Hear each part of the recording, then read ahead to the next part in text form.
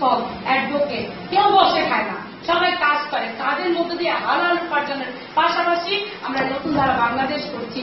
তাই ইনশাল্লাহ আগামী 100 বছর পর আমরা থাকবো না, আমাদের নতুন ধারা বাংলাদেশ টিকে যাবে।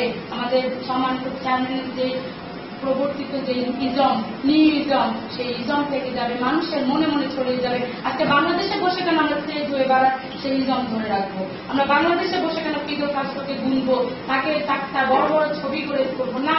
বাংলাদেশে তো নেতার অভাবী, আমরা কেন সমাজতন্ত্র তাদের কাছ থেকে ধার করে নিয়ে আসবো? নতুন ধারা বাংলাদেশ নিজেদের তন্ত্রে চলবে। তাই জয় বাংলা আর বাংলাদেশ জিন্দাবাদ আমরা মানি না। মাঠ ভাঙি আমরা, বিজয় বাংলাদেশ, বিজয় নতুন ধারার আমরা জন্ম হয়েছে।